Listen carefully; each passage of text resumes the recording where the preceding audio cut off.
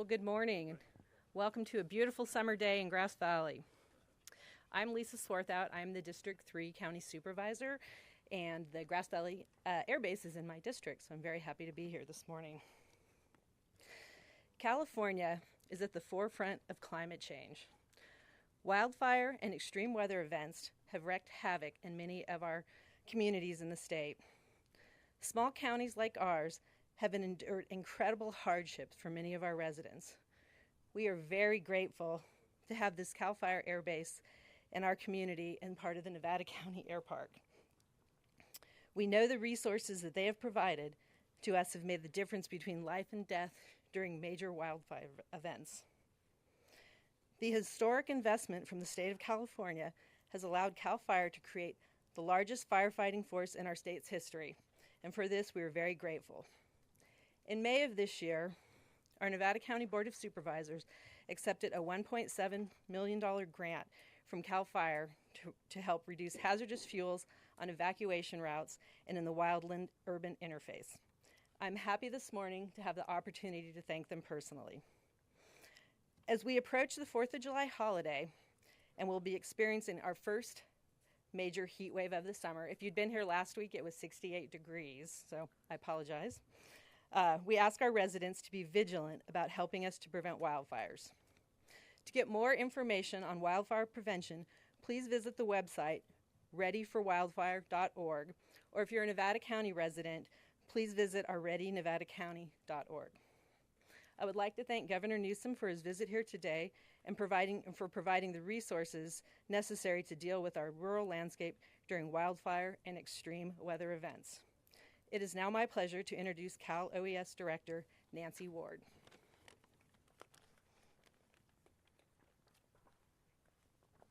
Thank you, Supervisor, and good morning. As Supervisor mentioned, I'm Nancy Ward. I'm the Director of the California Governor's Office of Emergency Services. And with another wildfire season now upon us, we're proud to stand together, shoulder to shoulder with Governor Newsom and our partners at CAL FIRE to work together to protect Californians. My colleague, Chief Tyre, will be talking about the upcoming season and the outlook.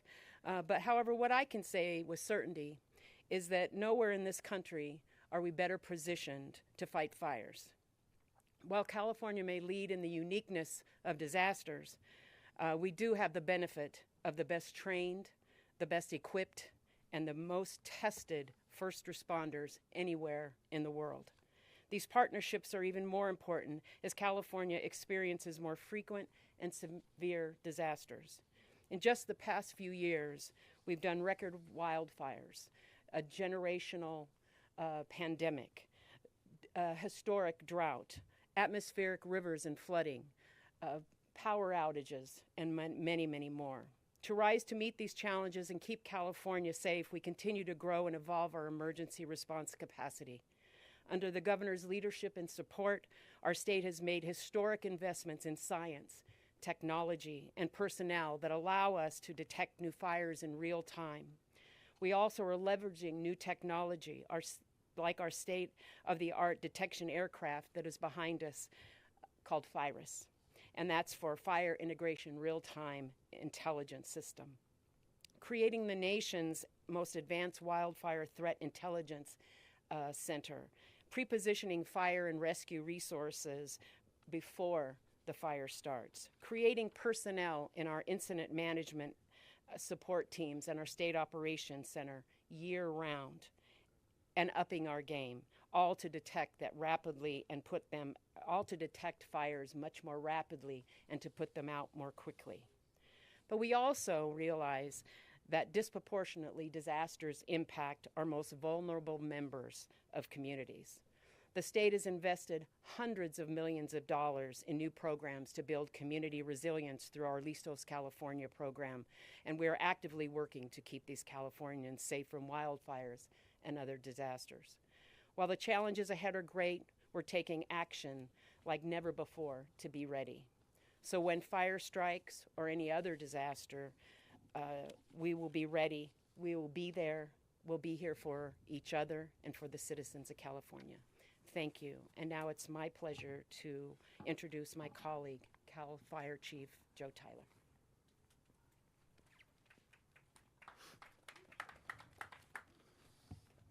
Good morning. My name is Joe Tyler, and I'm the Director and Fire Chief of CAL FIRE.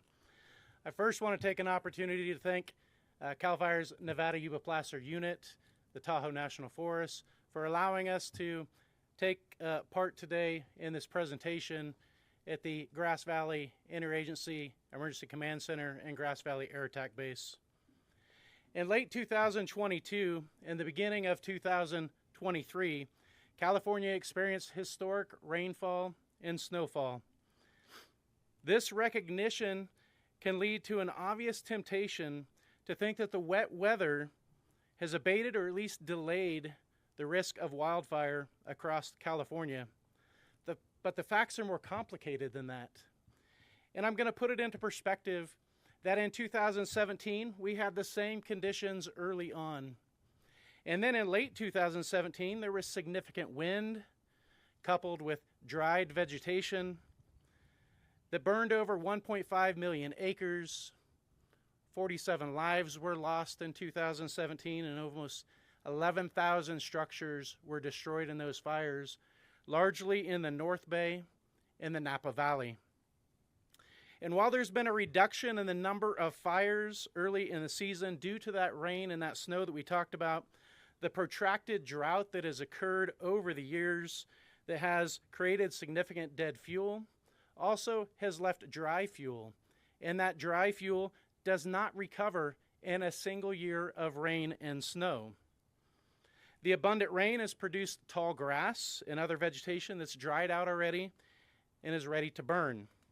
As the conditions warm and dry and we see over 100-degree temperatures in the Sacramento area over the weekend, the sources of fuel for wildfire are becoming more susceptible to burning. And just last week, CAL FIRE had over 300 wildfires that we supported across the state. And as the 4th of July is quickly approaching us, I'm asking each of you to be mindful of how quickly a fire can have devastating consequences. With the support of Governor Newsom, his administration, and the legislature, CAL FIRE is prepared. CAL FIRE is fully staffed with all of its fire engines, its bulldozers, its aircraft, and all the available hand crews that we have that can respond to our fires. Our local, state, federal, and tribal fire and law enforcement partners are ready as well.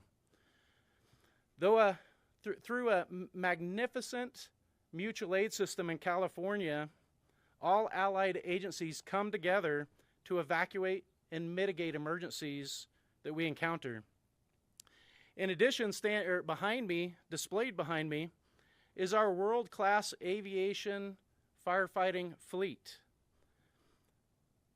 Governor Newsom authorized us also to enter into agreements to bring additional helicopters, private firefighting helicopters and aircraft into the system that have made a difference last year and have already made a difference this year as well. And for the second year in a row, CAL FIRE will begin flying its Firehawks, like the one sitting behind me, at night. And at a minimum, we'll have 3 staffed 24 hours a day. One located in Vina, just north of Chico, Hemet Ryan in Riverside, and Prado in Chino. We're advancing technology, and it's technology like night vision goggles that are allowing those helicopters to fly at night. Mountaintop cameras that are utilizing validation tools and being able to move into an era of artificial intelligence to be able to detect and model fires and to provide persistent coverage over fires so we constantly know what the fire is doing. It's important to note that CAL FIRE and its contract county partners have completed over 348,000 defensible space inspections this year, well over our target at a minimum to meet or exceed 250,000. And we continue to make strides in our fuels reduction and prescribed fire efforts. Likewise, it's important that we plan for the future. And so we plan for things like providing opportunities for our California Conservation Corps members to find opportunities for seasonal and full-time employment, our veterans to do the same, and through a Camp Cinder program have been providing efforts for 62 young women to experience what it's like to work for CAL FIRE. Wildfires are a fact in California. It's not a question of if, it's a matter of when that fire is going to strike. And it's extremely important that we are all prepared. As we enter the holiday weekend and throughout the 2023 fire year, the California Fire Service is relying on you to help reduce the risk of wildfires across the state and the damage and destruction that they do. So we ask that you work to create a minimum of 100 feet of defensible space clearance around your structures. But we also ask that you do that during a time of day that won't likely ignite a wildfire. Have your addresses clearly marked on your home, because when seconds count, we need to be able to find you. Create an evacuation plan and have go bags. And most importantly, listen to our fire and law enforcement partners when they ask you to evacuate. Your life and ours will depend on it. You can find more educational information on ways to reduce the hazards and risks associated with wildfire by going to our websites, fire.ca.gov and readyforwildfire.org, or by visiting your local fire stations and getting educational information there. I'd now like to introduce CAL FIRE's helicopter program manager and chief helicopter pilot, Ben Berman, to speak about our aviation fleet and specifically the S-70I helicopter behind us. Thank you.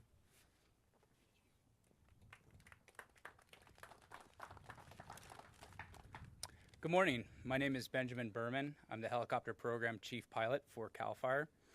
It's an honor and privilege to be here today and introduce you to CAL FIRE's newest rotary wing aerial resource to the world's largest aerial firefighting fleet. The S-70 right here behind us, it's called the S-70 CAL FIRE Hawk, built by Lockheed Martin Sikorsky. It's outfitted by United Rotorcraft and offers the state 300% increase in fire suppressant capacity and 30% faster delivery of that fire suppressant. In contrast to our legacy rotary wing aircraft, the UH-1H Huey, it has been a game changer.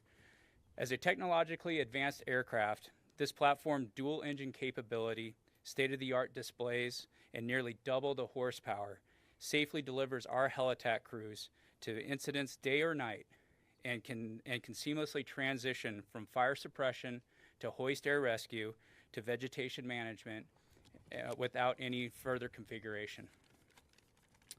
With its night vision goggle capability, qualified flight crews are no longer restricted to daytime operations only. In 2022, CAL FIRE successfully showcased this capability on the Electra, the Oak, the Fairview, and the Mosquito incidents, where flight crews supported ground resources and fire suppressant drops and reconnaissance logging over 55 hours. As we are well aware, ground crews from CAL FIRE and our interagency and local government partners control, contain, and extinguish wildfires, but the CAL FIRE Hawk behind us provides them the essential tools in achieving that objective. At this time, it is my privilege to introduce Governor Newsom. Thank you, Ben. Thank you. And let me just first, I hope you guys are wearing sunblock. I want to just express appreciation for all of your service and sacrifice, particularly over the last number of years.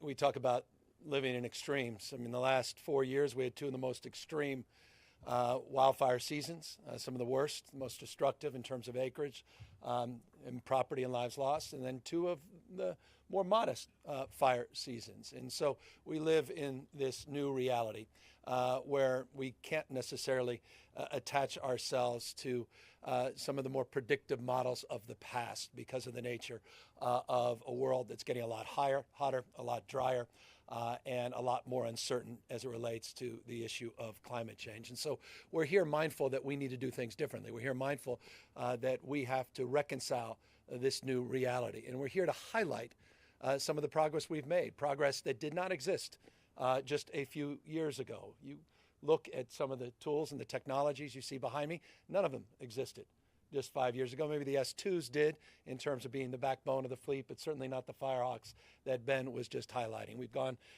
from a old Huey model, these 1970 Huey helicopters, to the state-of-the-art Firehawks that, as was noted last year, were used for the first nighttime suppression efforts in our state's history. One of the few jurisdictions in the world that are providing that kind of nighttime wildfire suppression efforts. There'll be 16 of these, 12 to 16 of these in our portfolio very, very soon. We just got off the old King Air here, the Firehawks, the Virus platform that was established, didn't exist before 2019. I want to just compliment the extraordinary work done down in Orange County and the local leadership down there that piloted a framework and a process to utilize infrared technology in real time to map early detection and to map the broader movement of wildfires in that jurisdiction. We were so impressed with the technology, OES, our Office of Emergency Service decided to contract directly with it and expand it. Now we have two of these platforms, Northern California and Southern California. And they're also providing not just wildfire protection, detection, and utilization of technology in real time, but also search and rescue missions. Just last night, helping save someone nearby, including, by the way, this platform's providing opportunities to do all kinds of other work that provides for first responders to have more information in real time and data in real time, including a train derailment a number of months back and other efforts to address the issues of emergency. So these, again, this is a platform that didn't exist, Virus, just a few years ago. In addition to that, we were inside just a moment ago looking at now a portfolio of about roughly 1,000 cameras. It wasn't just a few years ago that early detection out there in wildland parts of the state had to be done by individuals in towers. If they were staffed, it was great. If they weren't staffed, was suboptimal. We had some old technology, some old cameras that weren't particularly clear and had no capacity to use the tools of technology, particularly as it relates to machine learning and artificial intelligence.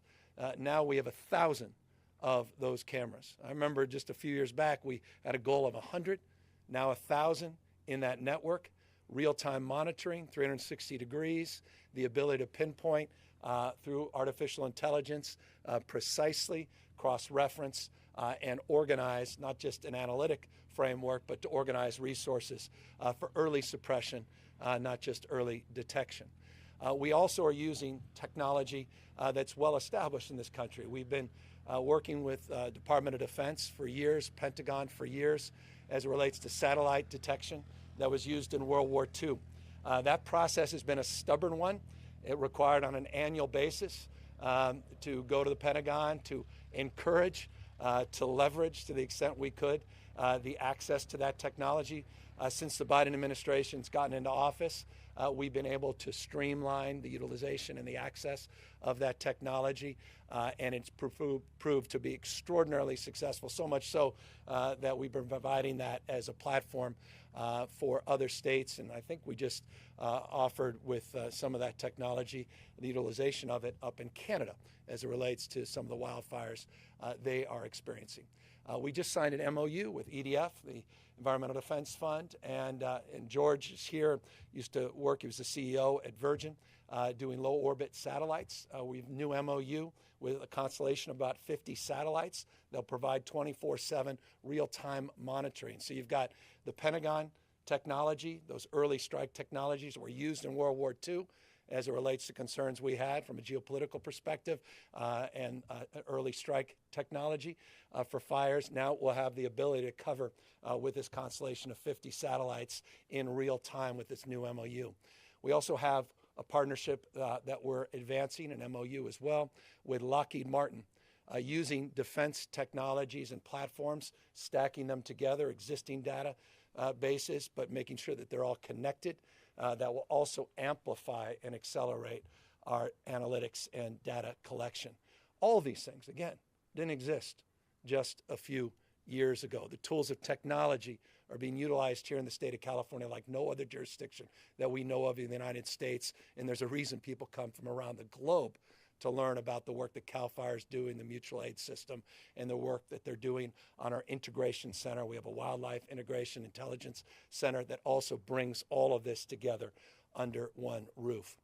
And finally, in addition to all of that, we've been investing in partnership with the legislature, and I want to thank the legislature for their unprecedented support of investments, including $2.7 billion in the budget that will be passed early next week, an extension of the commitment we made last year that will allow us to continue to procure these tools of technology and maintain our fleet as it relates to our existing resources and making sure that we continue to surge those resources, but making sure that we're providing more pay for CAL FIRE men and women to make sure that we're recruiting more staff as well at the same time. But we're also doing a new program called, well, it's a LiDAR program that is allowing us to map, 3D model map with a precision that we couldn't have, again, a few years ago through the LiDAR process, 30 million acres in California. And so we're overlaying that LiDAR mapping, using these tools of technology and AI, cross-pollinating these platforms as it relates to real-time assessments, as it relates to our camera technology, and having that satellite technology, all of that integrated and stacked in a way where we can truly express ourselves as a leading, technologically advanced firefighting, seasoned professional operation here in the state of California. So that's my long-winded point, because I don't think that point is made enough of how we are modernizing our approach and how we're meeting, dare I say, the moment, addressing the nature of the change and the extremes that we're now challenged with in this state. I'll close with one other final thing, because there's no substitute back to people. And the hard work and the grind every day with the Conservation Corps, the hard work and the grind every single day with the folks out there, out there with the bulldozers and out there doing the vegetation management, the forest management, that are getting these fuel breaks and fire breaks, doing the prescribed burns. And it's important for folks to know, we recognize, I can't make up for the last half century, can't make up for the last century as it relates to fire suppression strategies, what we should have done and didn't do. But we are doing more than we've ever done in partnership with the federal government, U.S. Forest Service.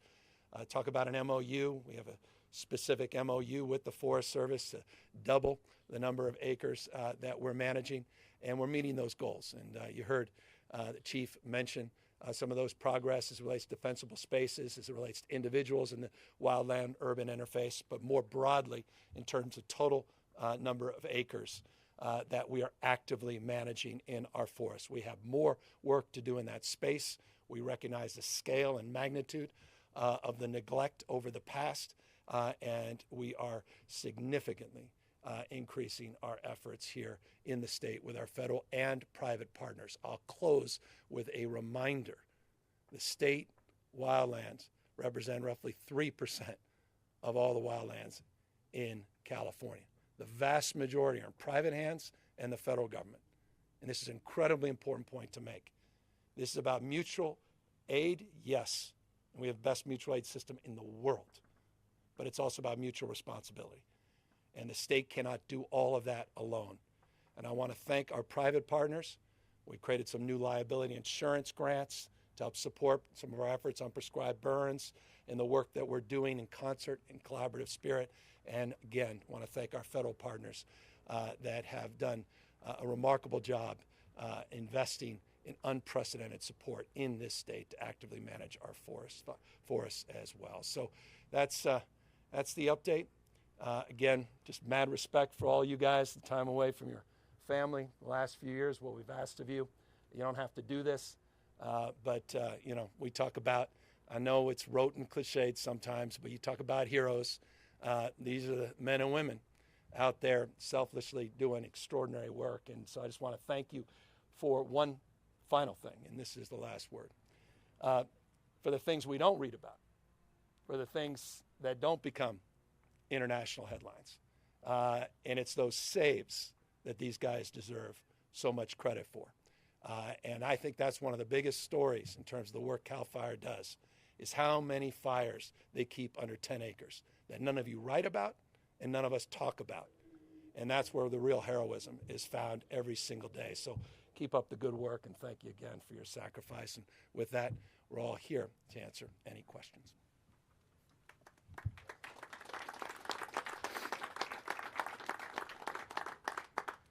Good morning, Governor. I'm Pascal from Ubernet, and we are based here in beautiful Nevada County. But as you can see, we have climate change is not sparing anything. We have beetle kill trees everywhere, and you mentioned the LiDAR technology, and I was wondering if you could elaborate a little bit what the LiDAR mapping will be used and how it will be made available to large private landowners, so that we can all maybe get a little bit ahead, and that the 1.5 degrees Celsius that is looming over us everywhere, even in this area, so that what can be done, how will this resource be shared?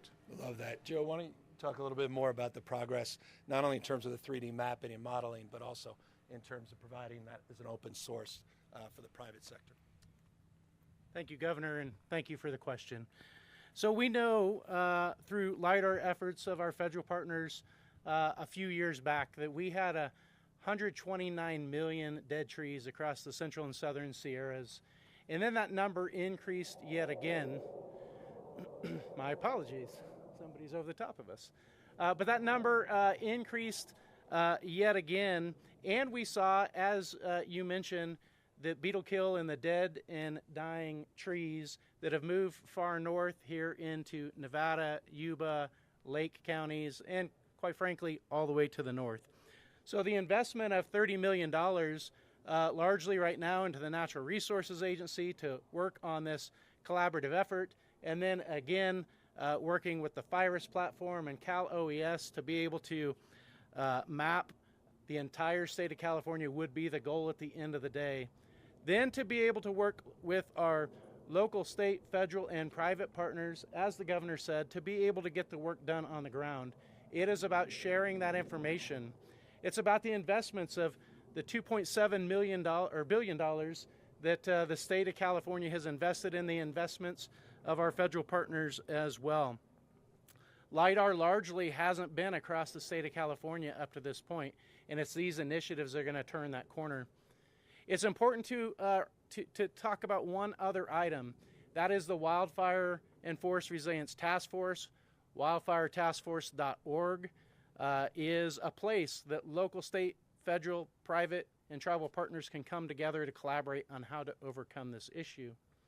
In addition, we take that LiDAR information and we look at uses by our suppliers called Intera and TechnoSilva that provide wildfire analyst opportunities for us to be able to better understand and predict the modeling of fires through the use of LiDAR. There are so many efforts going on in this area. It'll be great to have LiDAR across the entire state. Could you just give us a time frame for the rollout throughout the state? Are we talking 2 fire seasons, 4 fire seasons? Well, the investment by the administration is going into this year. And so we need to meet the goals and objectives of the administration and the legislature to get that done. Well, we'll try to get it as soon as we can. Again, it's a novel strategy. By the way, I appreciate Chief bringing up TechnoSilva. We did an innovation sprint a number of years ago. And TechnoSilva is a predictive modeling platform, an AI-generated predictive modeling platform, which has been a game changer for us. It's one of many now in the market. California was on the leading edge in terms of sourcing this technology, but it came through what we referred to as an RF2 process, which was an innovative process of not waiting years and years to go through a procurement, but actually testing in real time the technology and proving its efficiency and effectiveness so that we can invest in it. And so I do want to also acknowledge the component parts of that in relationship to all of these other component parts, as the Chief was saying, how LiDAR and all these things sort of, again, play into this larger mosaic of stacking these technologies and platforms and data sets. Hi, Governor. Ooh. Hi, Governor. Ashley Zavala with KCRA 3. So for some communities, vegetation management, pruning projects, they tend to get tied up in some environmental reviews. And right now, I know there's your big infrastructure push to streamline some of those reviews for some projects. There's criticism from Republican lawmakers that wildfire prevention projects and also housing are not part of that effort. If you have a response to that. Well, as it relates, I was up here. I think I invited a few of those lawmakers. Did an executive order as it relates to prioritizing and waiving the environmental rules as it relates to being able to do these prescribed burns and vegetation management. So that's number one. You may want to familiarize them with that. Number two, I appreciate many of them supported, most didn't.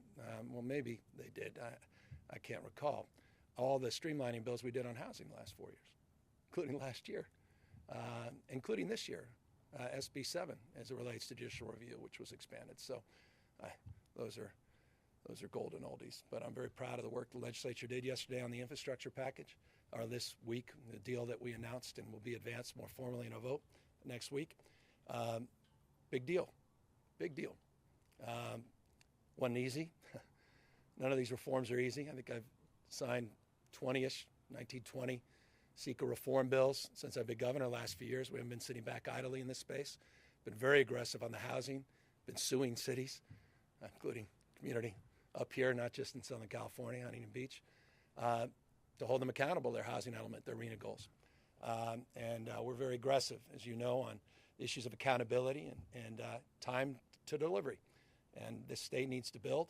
If you want to address the extremes and you want to move to change the way we produce and consume energy, that means we have to be big in big things. And those are the big projects that need to be developed to advance that transition, to advance the call, to address the issue of climate change, to make real the investments, unprecedented, $50+ billion of investments the state has put up to be able to garner more support from the federal government, to be more competitive, bringing down federal discretionary grants. And California is stepped up. And so with deep respect, I want to thank the leadership of both the Assembly and the Senate for the work they did, the budget chairs, to make this infrastructure package happen. And I look forward to doing a lot more over the course of the next months and years to continue to advance that cause.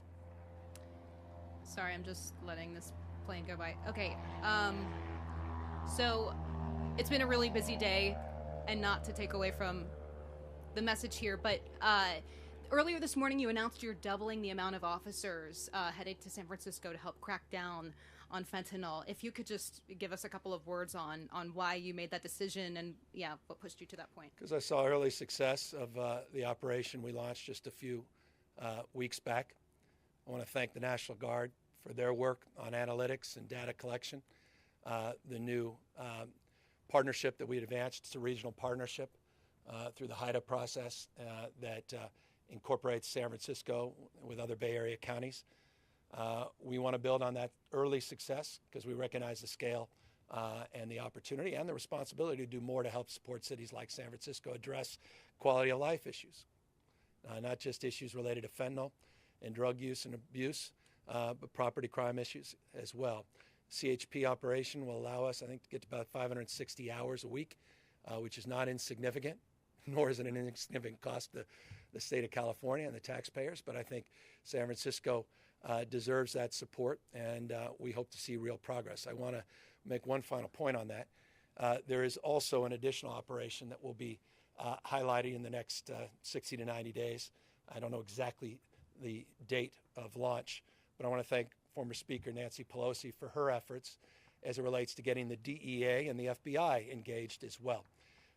We are very close to advancing that operation, which will provide critical federal resources in this space to match the local resources, the state resources. So we are very committed to addressing what's going on, not just in San Francisco, but we have task forces similarly organized as it relates particularly to the work around fentanyl and the National Guard at the border, as well as throughout the state of California. San Francisco now getting a disproportionate investment to address their concerns.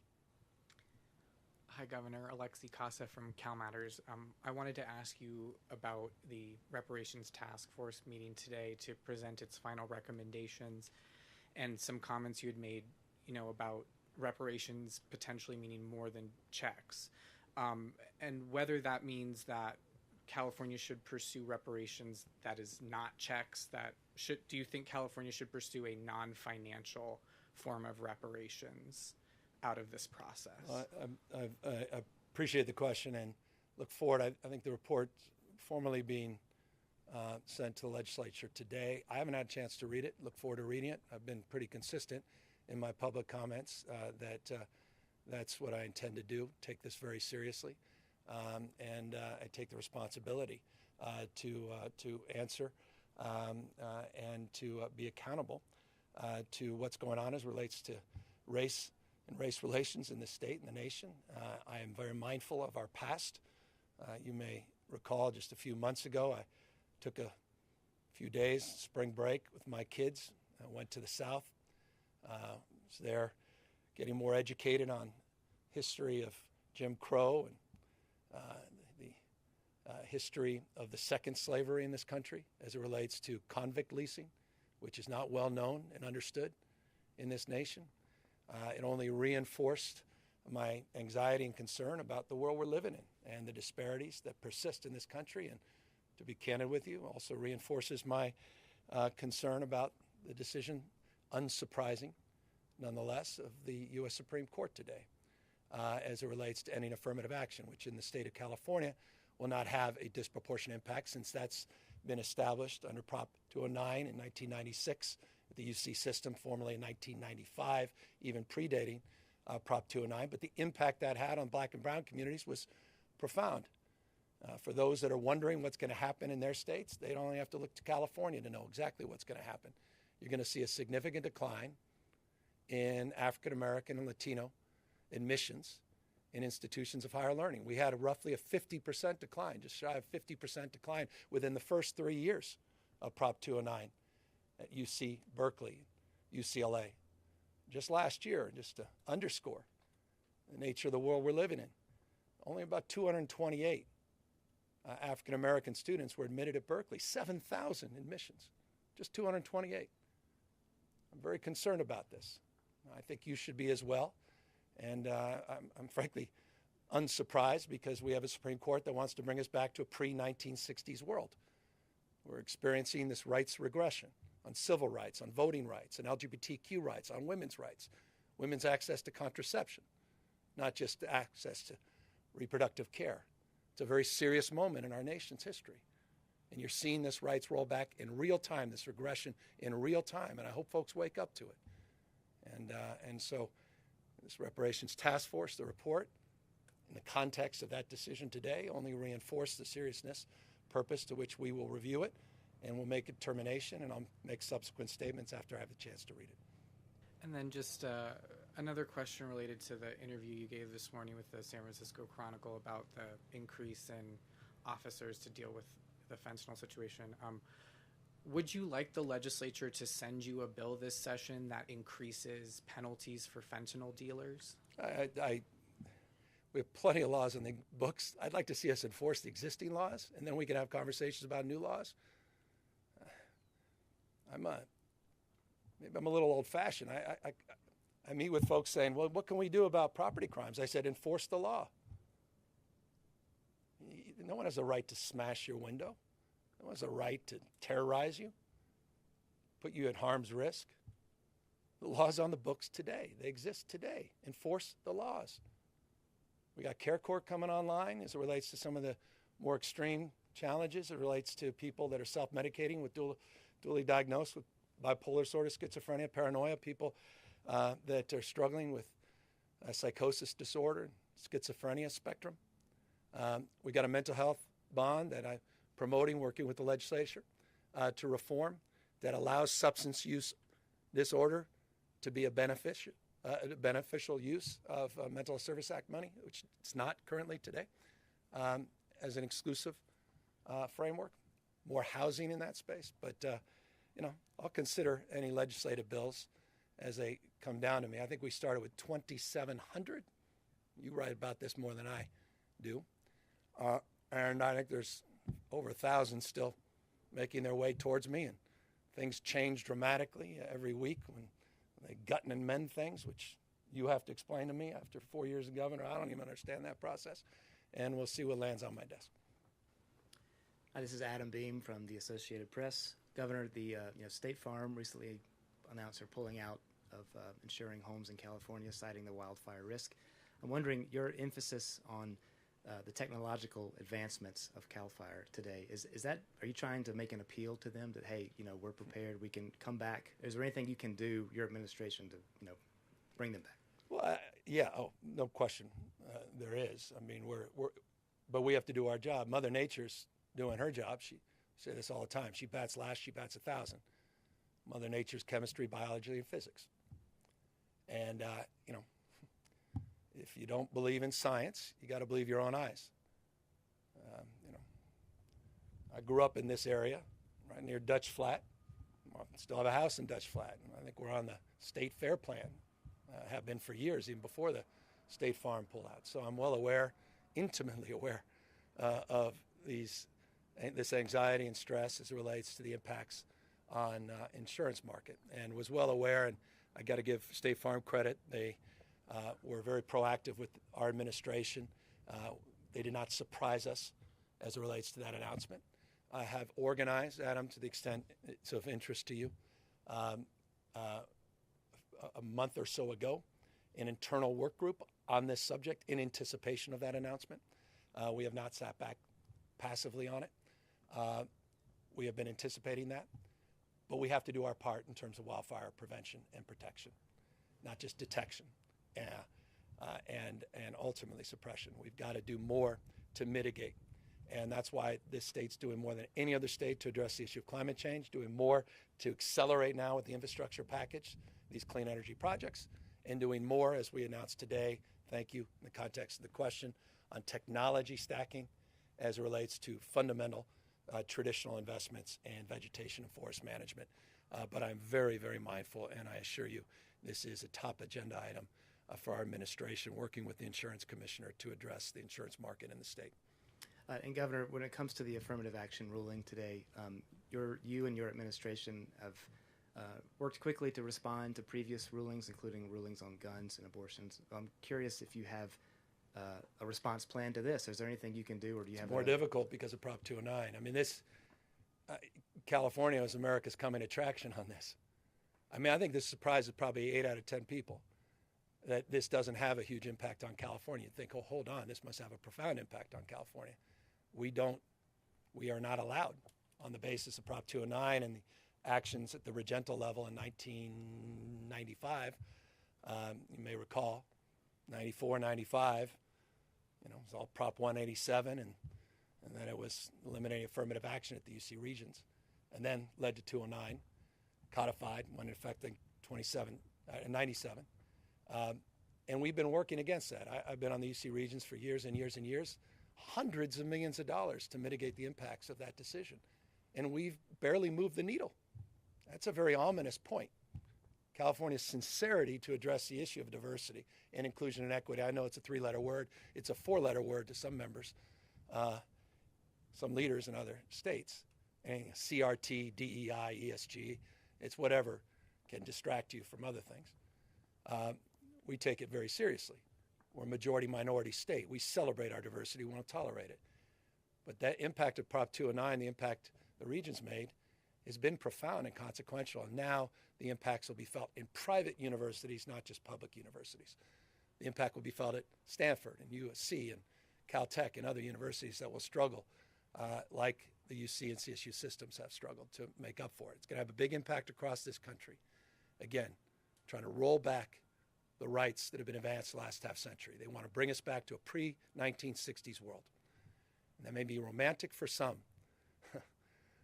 but I don't think it's consistent with the progress and the promise that we've made over the course of the last half century. And we're going to fight hard to continue to advance our cause. And Adam, we've been trying our best at the UC CSU, and to the extent we have a lot to share with others, we have already done that.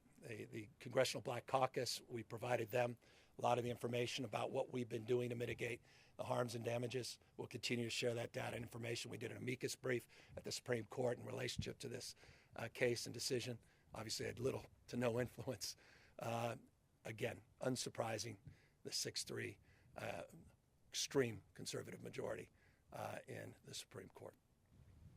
Good morning, Mr. Governor. It's Eitan Wallace here with Nexstar Media. And first of all, I'm the final journalist to ask these last two questions. And They're then always the ones that get you in trouble. Yeah. Thank you. Good morning, Cal Fire folks and Cal OES. Thank you for your service. First question is that 3% number you mentioned about those wildlands. Yeah. State owns 3%. So in the sense of the federal government and the private owners, what is your message to them as we approach this peak fire season? Well, we're partners, and we've established some new lines of engagement that I'm really proud of. And let me, it's fair. The Trump administration, we established an MOU with the Trump administration on the federal framework. The problem was they never funded it. Biden administration has helped fund it. And that's a significant advancement.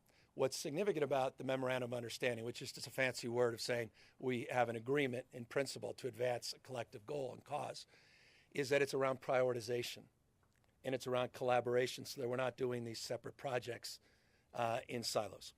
And it's about looking, and that's where LiDAR comes in, and the AI technologies and all our predictive modeling, everything else we've been talking about here. What is our highest and best use in terms of investments, and what's the ROI in terms of suppression and mitigation? And so that's the process underway, including the private sector. And I noted, and it may have been lost, the $20 million that we just put up to provide grants for liability insurance. That was an issue, particularly with private landowners, that you have fires that sometimes run away, they get away from you. And a lot of private landowners are like, we don't want that risk. And so we're trying to mitigate that in terms of providing grants and supports and creating a framework of collaboration where we can be more effective in supporting those efforts. So I think we're at a whole nother level, Chief, that we haven't been at in years. And I'm really proud of that, including on some of the environmental waivers that we've been pushing that apparently some of my colleagues in the legislature are unaware of, which I again want to get back and encourage you to familiarize them with. Okay. And the final question here, Mr. Governor, asked actually, speaking of the legislature, yesterday I had an interview with outgoing Assembly Speaker Anthony Rendon when I asked him about what it was like to work with Governors Newsom and Brown. What did he say? What did he say? Now, listen, he said... Do we have to do this in public? You'll get a kick out of this. You'll get a kick. He said, quote, "They're great. Gavin Newsom has better hair for sure." So I got it. He actually said that? He said that on camera. That's a future ex-speaker talking. I appreciate it. Well, so on that note, I thought you'd get a smile there. Just can you give me a sense of what it was like working with that speaker, and then your message for incoming Speaker Rivas? Deep respect for Anthony Rendon. What we were able to do last year together on climate bills, no other jurisdiction, no other subnational in the world is doing what we're doing. That couldn't happen without his support, pro tem. What we did on infrastructure, I know it was hard, but we got it done. We got a lot of big things done. Universal health care, expansion of create a brand new grade, TK for all because of his leadership. On child care, unprecedented investments, 200,000 new child care slots. After school for all, it was promoted by a governor, 20 years ago. Anthony Rendon, speaker, helped make that happen. So I'm really proud of him, his leadership, but also as a person. And I'll just close on that. I got to know him well as a human being, as a dad, a new dad, as a husband, as a guy who really gives a damn about people, not just his district, but this state.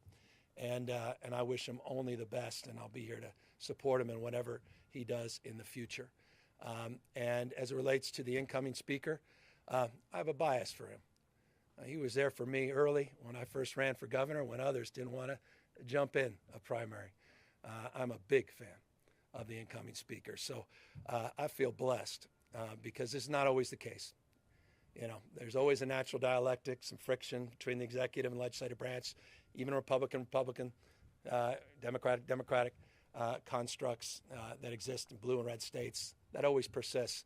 But our values are so aligned. And at the end of the day, that's what matters. So I wish him, again, all the best. And I have great confidence in the new speaker, and look forward to being there tomorrow for his swearing in. With that, thank you all very much for your time and attention today. Thanks.